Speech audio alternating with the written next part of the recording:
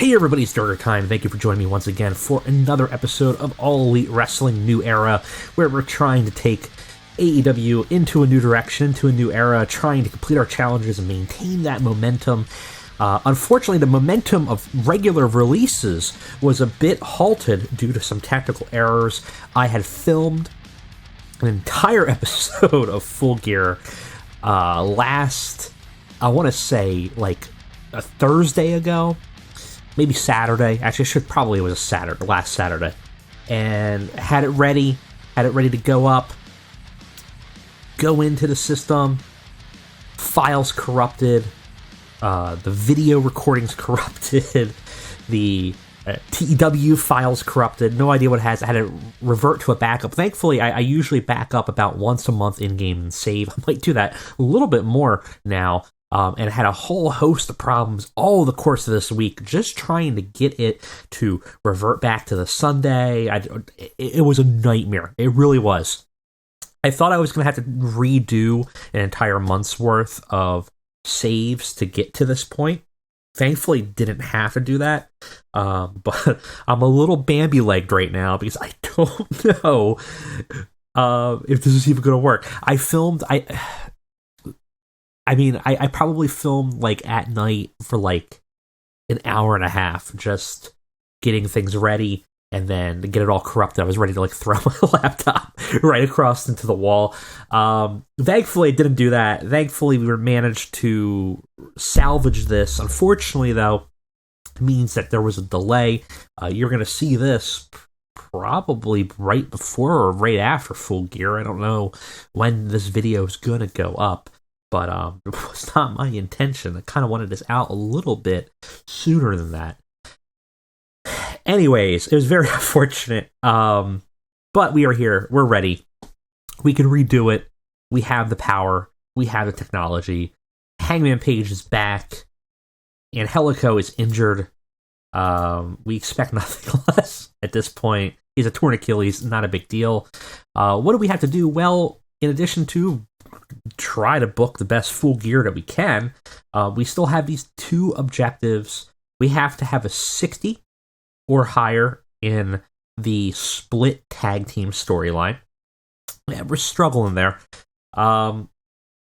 We've introduced Hangman into the mix. We've introduced Emmett Koresh, aka Bray Wyatt, into the mix. That certainly will help us. We're leading into a faction brawl that should probably get us there. I think if we do another 68 like we did here, we will probably be okay. Now the other one that's a little iffy is the returning storyline. Now we kind of changed things up, a little risky to do so, but I think we needed to. And that is the Buddy Matthews, Bobby Fish storyline, where the two are vindictive, they're bitter, they are kind of, like vindictive, bitter veterans, so to speak. Even though I think Buddy Matthews is only like 32, we're giving him that kind of persona of like he's been around forever. Always been sort of the wrestler's wrestler and never really got that popularity that he feels that he deserves. Bobby Fish, similarly, always being sort of the third wheel in things and feeling a little vindictive about this. And he decided to attack fan favorites Darby Allin and Sting, simply because they are loved by the fans. I kind of want to build a bit of a bigger group out of these guys. So we really could use as a veteran that's a talker, like obviously like an Eddie Kingston, but I don't really see that happening. We might pair them with Jon Moxley, but I really feel like Moxley's more of a lone antagonist. So if you guys got ideas, either people we can scout out that are good roles for a good opportunity for like a character that, it's a veteran, it's been around for a while, never really had a big opportunity. We might go through the roster at some point and look to see who really would fit that someone that just never quite, was always sort of the B plus player, right? Like always sort of just kind of there, a good hand. Christopher Daniels would have probably been a good option for that, but we already kind of have a plan for that. I don't know if we have anybody that really fits that entirely. At least not any that I see popping out that aren't already involved in things. So, let me know if you think we should grab somebody, and we can look at them and scout them out and see if they are a right fit. We definitely need a talker because both of them are very weak on the microphone, so that kind of hampers us when it comes to storylines and angles and things like that. Could always get them a manager of some sort as well, something we could look at. We would have to take a look. Right now, though, not important. Right now is Full Gear. Let us get on to the show and hopefully not corrupt the save and the actual recording in the process. We are auto-booked. We can do it in the Southeast region. That is fine. We have a backstage incident that we have to take a look at. Involving Fuego del Sol. He organized and won a video game tournament, and Matt Hardy is giving protege work to Daniel Garcia, which is always nice. We will go ahead and open form again, just trying to solve some of those irritable personalities that are a little upset. We do have a motivational speech option. Let's go ahead. It's not often that we have the opportunity for motivational speech right before a pay-per-view. Given a motivational speech, entire locker room is now fired up and buzzing with anticipation. They're ready to give it their all. We need to be on BR Live, Fight TV, presumably in demand too. I think they clash with coverage, but we'll do it. We'll keep where we're at. I think Southeast will be fine. And, well, we got a big show. A lot of things that happened in the last couple episodes that we kind of have to build up to. Obviously, the main story being Punk and versus Kenny Omega would have been Hangman Page. Hangman would have won the belt. Now we got to make the decision. Still haven't decided, but I don't think anyone should take it off of Omega but Hangman. But yeah, this would be Punk's first loss. I don't know. It's a tough decision. Very tough decision, but we do have a story there to tell, I think, and there's some angles we can go into. So let's go ahead, let's book the show. Catch you guys on the flip for Full Gear. All right, guys, we got a whole 225 minutes complete, complete full segment. We almost had to cut some things, try to get everything in there. How will it be? I don't know. I'm a little concerned about some of the segments, but hopefully it's not too bad. We have a lot of story elements going on. I think I got everything in, but we will have to see. We have 2 pre-show matches just to give some people some things to do, just to warm up the crowd a little bit, and hopefully see if there's any kind of a dynamic between some people. So let's go ahead, let's put on our show here and check out Full Gear. So first of the 2 pre-show matches, we have MJF in a 9-minute match against Fuego. That's wrong, but definitely said that MJF was supposed to win, but apparently Fuego won instead. So Fuego gets a win over MJF. Sure, why not? I'm shocked that MJF was willing to do that. But because apparently Fuego shoots on MJF, ends up giving him a pinfall with ropes for leverage. Sure. Weird. And we have Inspiration versus Ruby Soho versus Hikaru Shida. Looking to see if there's any kind of dynamic between any of them for Shida or Ruby Soho or versus Inspiration. Doesn't look like there really is much. And unfortunately at all, Hikaru Shida is the slight favorite in terms of performance here. Not a lot. And segment ends up getting a 51. Yeah, I mean, it is what it is. But it's overall, they're all about even. Ruby Soho actually is the weaker of the performers in the bunch here. And yeah, we get a 10 minutes. Ruby Soho and Hikaru Shida defeat Inspiration. Ruby Soho pins Jessie McKay. We start the show off with the newly reformed SCU versus the Best Friends for the Trios Championship. A new, darker Christopher Daniels coming out here in the woodwork. And the match is pretty good. Gets 56, just not too bad. Wheeler Yuta is injured, unfortunately, so he's hurting a little bit, and thus is definitely a poor in-ring performer, though he doesn't do very well in general for us. Ultimately, SCU defeat the Best Friends. Chuck Taylor takes the pin. Christopher Daniels pins him. Orange Cassidy head and shoulders above everybody else, looking good, but we give SCU their Trios Championship and end up winning that.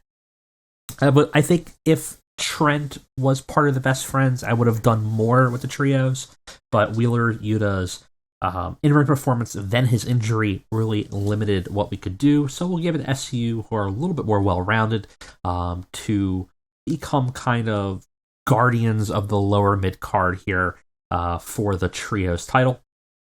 And ultimately, we get a 56 for that match.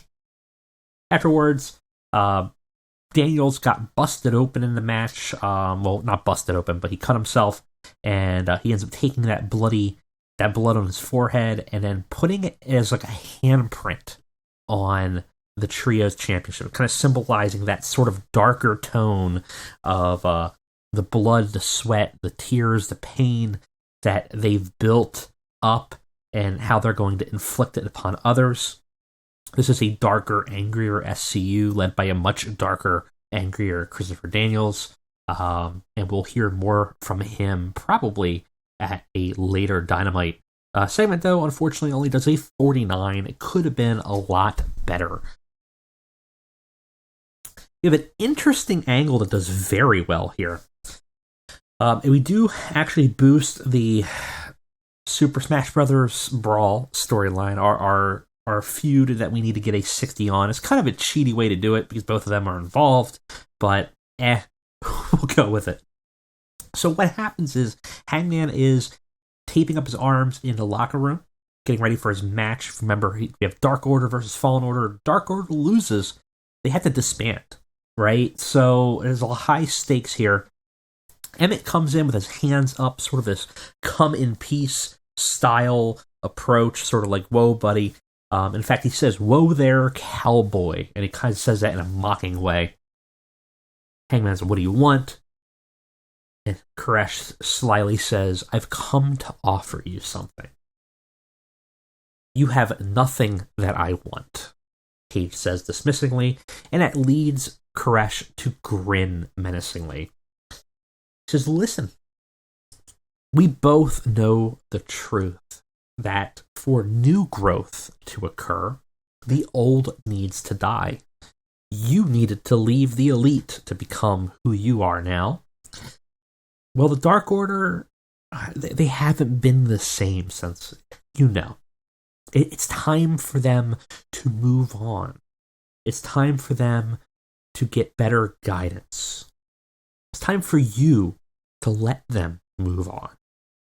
I want you to step out of the match tonight. Just don't show up. If you do, I will reward you. Because, I understand I'm a persuasive person. I've helped a lot of people with my guidance already in the back to see their true potential. If you do this for me, I will give you what you want.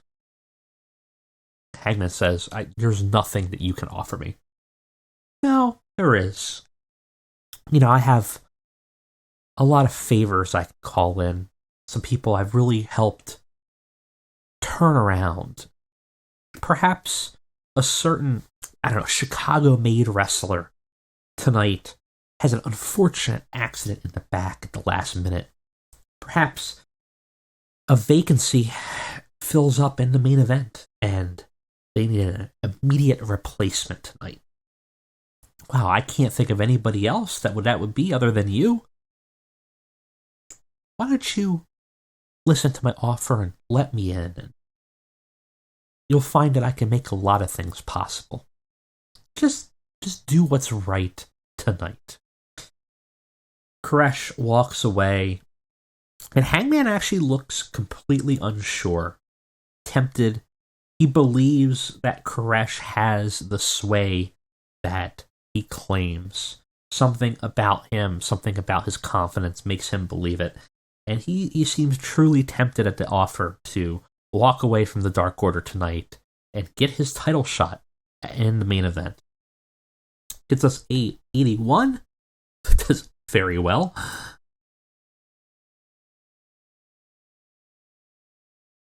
We have a vignette for the Moxley-Danielson feud, which in a backstage part of the interview, the vignette, Mox says that he cannot accept a loss tonight. He will not accept a loss, and he will go to dark places if he has to. Obviously, we have an Iron Man match, 30 minutes, the definitive blow-off of this feud. This gets us 68, and the match itself does a 79. Not too bad. Bryan Danielson had a 87. Moxley had a 78. This was a technical masterclass match, a call it in the ring, 30 minutes to let these guys just do whatever they want. Danielson ends up winning 3-1 and makes defense number 3 of the IWGP US Heavyweight title. Very good match. Leaves Moxley in the lurch here in another very good segment, even though it loses heat for the storyline.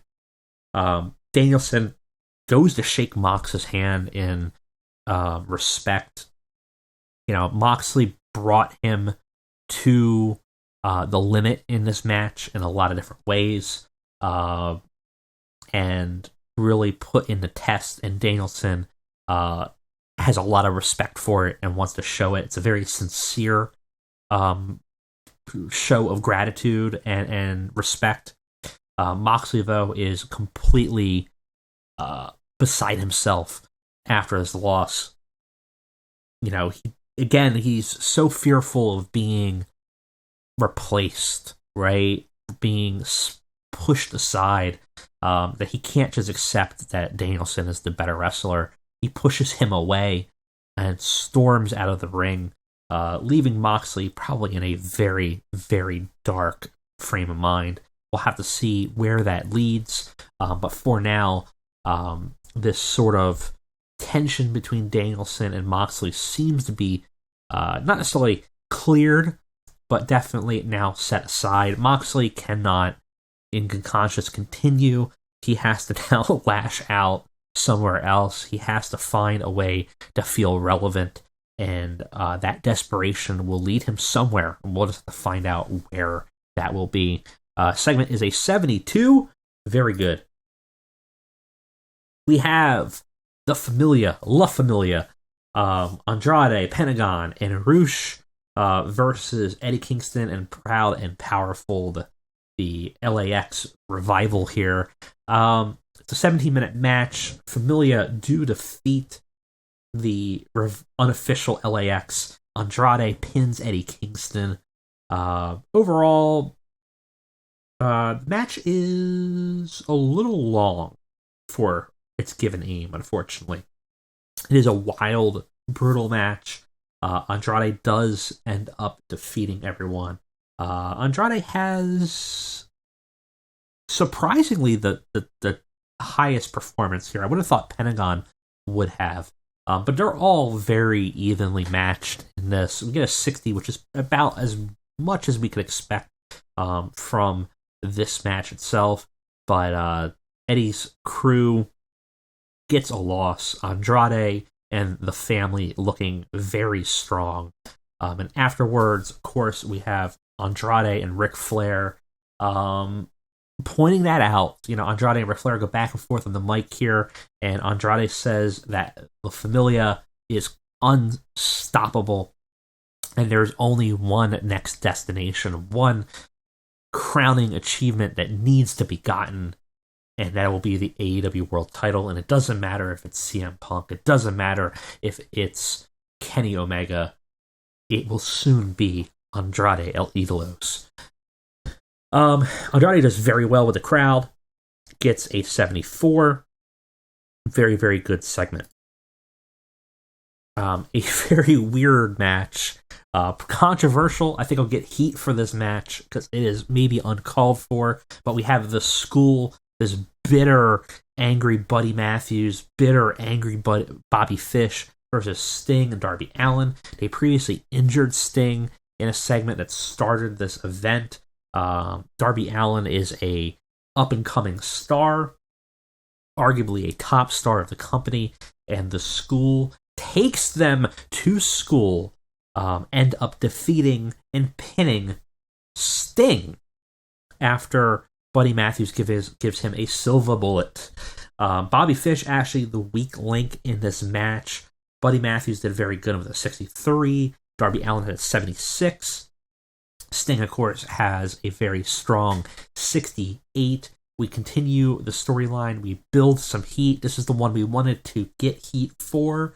And wow, a shocking upset as this new crew come in and do show that they have what it takes, that they have untapped potential that people probably didn't expect. And what better way to show it than to actually put away a legend in a surprise upset? Afterwards, the School continue their beatdown. Now, Sting was slightly injured from that attack, so it wasn't like it was a completely clean loss. Darby comes to their aid, but Bobby Fish slams Darby with a chair, puts it in the corner, ends up flinging Darby. The two of them just completely demolish them, end up double teaming Sting, throwing him through another table. Continuing this storyline, this beat here. This does very well. We only need a 55 for this storyline to pass for our objective, and I think we definitely hit it here. Afterwards, we have a backstage angle. Jungle Boy tells Jurassic Express his match is up next, and that he needs them to stay away. It kind of shocks Luchasaurus. It shocks Marco Stunt, but essentially Jungle Boy saying, Christian's been on our back. Christian has it out for me. He says, I don't have what it takes. I need to prove that I'm more than just my name, and I need to do it alone. I need to do it for me. And Luchasaurus says, we always have your back, even if that means having to not be there for you. Unfortunately, this segment doesn't do great. It's a 46. Jungle Boy's a weak talker. And that's definitely a struggle for him. But we set up what we need to, which is that in this street fight coming up, it will only be Christian Cage and Jungle Boy. If we didn't do this, there would be a lot of, where is Luchasaurus in this whole thing? And I really wanted to be a one-on-one match, because obviously we use this opportunity for the storyline to have Jungle Boy defeat Christian Cage. 19 minutes, pretty brutal match, actually. 64, it's actually not too bad. Jungle Boy defeats Christian Cage, gives him a snare trap. I can talk today. Snare trap. And ends up submitting Christian Cage. Christian proven wrong by Jungle Boy. No time for any back or any post-match segments, unfortunately. So we'll probably have to follow up with this on a Dynamite to find out how Cage feels about this whole situation. We have the lead-in, the Dark Order and Fallen Order coming to the ring. Emmett Koresh gloats on a microphone as Hangman Page is nowhere to be seen, telling Evil Uno that it's basically done, that Hangman did what he needed to do, which is to do what's best for him, best for his future. And of course, we hear Hangman's music. Hangman comes out. He gives up the opportunity to face in the main event. His friendship more important. And he comes down to the dismay of Emmett Koresh, who's very disappointed. Gets a 62. Gain heat for this storyline. And the match, despite Hangman being there, Dark Order loses. Emmett Koresh pins Evil Uno with a senton splash. John Silver, Alex Reynolds, Hangman Page, and Evil Uno lose. Thus, by the gentleman's agreement, Dark Order got to split up. The Fallen Order, the remnants, the darker half of the Dark Order, succeed. Stu, the better, Koresh's control over the former Dark Order, proving to be a powerful force, and Hangman's involvement in this proving to not be enough to change the fate of the Dark Order. Unfortunately, this match itself only gets a 50. We have problems mainly being that 10 and Ellen Angels and Alex Reynolds, weaker performers. Evil Uno, a weaker performer. John Silver, probably the breakout of the bunch, outside of, obviously, Koresh and Page. Bray Wyatt and Hangman, obviously, are a higher caliber here. But in terms of the Dark Order, it's definitely John Silver that probably is going to be the breakout here. And Dark Order's done. You know, we'll have to see what the fallout of that is. But Fallen Order have succeeded at toppling and ending it so that their thing can grow. We have Britt Baker versus Thunder Rosa for the Women's World title. Britt Baker does defeat Thunder Rosa in 14 minutes by pinfall. Makes defense number 4 of the Women's World title. It's a tough call. They're both about even. I think Britt Baker has a better outside of the ring performance that led us to decide to not change titles at this time. We need to find a strong competitor for Britt Baker in the future. I don't know who that is. I think it's someone from the outside. It might be somebody from WWE if we can get them. Someone like a Charlotte or a Becky Lynch or Alexa Bliss. You know, somebody that we can pull. Maybe we bring Nia Jackson. But we need somebody that really could be a legitimate competitor. And our women's division in AEW is just not there enough to topple. Probably the strongest other competitor would be Karashita, who, you know, Britt Baker's already beat. So I could see an argument to go back to that. But I think we need to have somebody that really can outpace Baker and really elevate the women's division so that Britt Baker can go into the rest of the roster and help elevate them as well. So unfortunately, the segment's only a 57. Could have been better, could have been worse. It underperformed despite their in-ring performance. I think because it was a cool-down match a little bit. We wanted to kind of calm them down at our last couple matches because we have some other longer matches coming up. We don't want them to burn out. We got Cody Rhodes, who apparently was being in very poor form.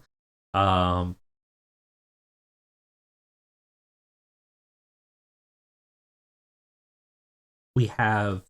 This is weird. That's not the booking details I wrote. Sometimes this game does this to me. I don't know what it is. I don't know whether things get clicked weird or things happen, but it definitely was supposed to be... Well, it was supposed to be a sports entertainment finish. Should have been a inconclusive ending, but we'll talk about that in the post-match. But so ignore this, but Cody really, well, neither of them was really supposed to lose. I think sometimes when you put in the booking decisions, there's a hierarchy, and sometimes the game will kind of make up its own thing. So I did say it was supposed to be a sports entertainment ending, one that is not liked in AEW, but it made sense for a Cody match. Segment, though, gets a 58, got the crowd hotter. Post-match, we see the outcome of the ending of the match. It's a very brutal match, with Malachi never speaking or really looking close to being willing to quit. In fact, not a lot of offense from Black. There's a bit, but it doesn't seem like he's really intent on making Cody say, I quit. He gets into a lot of predicaments where he is in the situation where he is getting attacked, submitted, grappled, and having pain inflicted upon him. And what Cody doesn't realize is this is Malachi's plan. He does not care about winning or losing this match. What he cares about is revealing the sickness in the foundation, right? The foundation of AEW, Cody being part of it. He said that there's a darkness in you, there's a truth I want to reveal, and he does that in this match. He stays silent, and it starts to infuriate Cody. He starts to go to darker and darker places in the match, getting booed more and more by the crowd. He ends up hitting a crossroads, and Malachi lays there on the ground, perhaps ready to give in. Instead, Cody lifts up Malachi, furrowing his brow as he hears the boos of the crowd. It's very upsetting to him. There's a resentfulness building up within him. He lifts Malachi up, similar to how Black does with his boot, foot just above the chin. He lifts him about waist high, shoves his head between his legs so that Malachi is kind of in a half crouched area, lifts up his arms like in two chicken wings, looks at the crowd with resentment, and drops Malachi down with a unusual weapon from Cody's arsenal, from Cody's past, a pedigree. Still, Black refuses to quit or submit, and the match is supposed to end, as I will say it does, with a stoppage after the refs call the match in fear of the safety of the two competitors, after Cody ends up pulling out a chain that he had hid underneath the ring, padlocking it, tying down Black against a turnbuckle, and starting to choke him with the chain, putting his boot against the turnbuckle as he tries to lurch back and put pressure across Black's throat, forces the ref to call it as Black refuses to quit, but slowly loses consciousness. Afterwards, Cody simply storms off, looking like he's showering in his own negative emotions, a darkness having revealed itself in him. In a lot of ways, Black, as he kind of regains consciousness, having lost the match, grinning because he knew he won, that he accomplished what his goal was, which was to reveal the truth behind Cody Rhodes. And then we go ahead and we do that heel turn. We got to heel Cody, guys. We have a entrance for CM Punk. It's a cheap way to do it. We get a 68, but he gets his crowd pop. And we have an okay match. We severely weakened maximum segment rating here. It could have done a lot better, but I'm sure there's a lot of reasons why, and I assume we probably burnt the crowd out a little bit.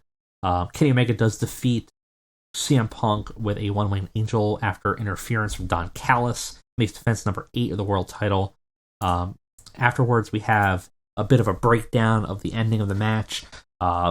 Kenny gets a little desperate. Don Callis jumps in, distract the ref, slides the belt into the ring, causes a whole distraction. Punk can't pin Omega after getting a GTS. Gallows and Anderson come in and start attacking Punk. The ref's completely distracted by Callis. So there's a whole drama. Punk ends up getting overwhelmed and gives Omega some time to get up, smash him with the belt across his forehead. Now Punk is dazed. He lifts him up with a one-winged angel and drops him. And of course, everyone slinks away. Callis points to undistract the ref. The ref slides in and counts the pin. Thus, Punk losing the match. Kenny retaining. This is Punk's official first loss, I believe, so far. But a very tainted one, obviously, that will become contested later. The Elite continue to rough Punk up, though. Omega saying, put him up. He wants to get him with another one of an angel. Hangman Page comes running out.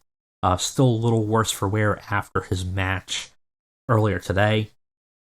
He comes to help Punk.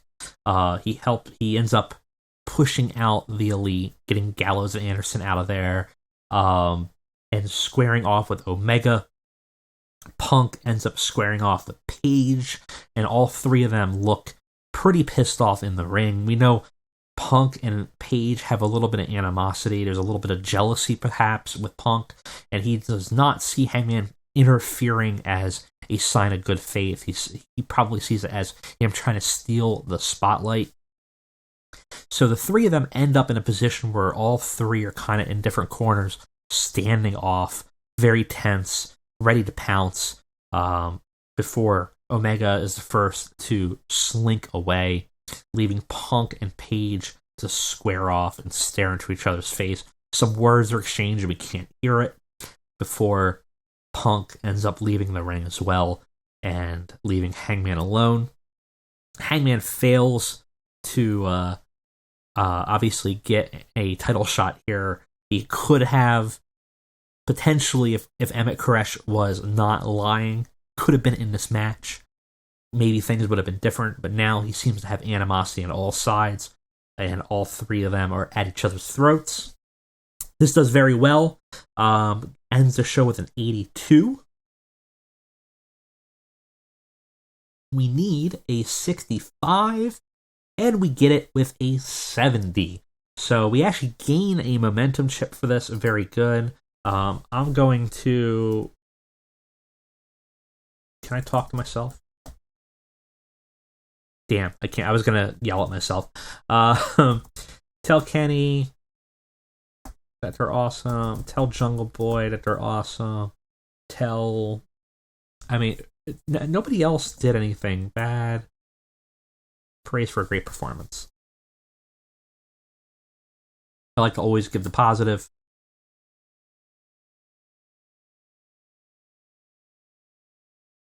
Alright. Got some mail. Just our buying figures look pretty good. 300,000 buys. Not too bad. Not too concerned about money in the save, because it seems like we're pretty much in a good position.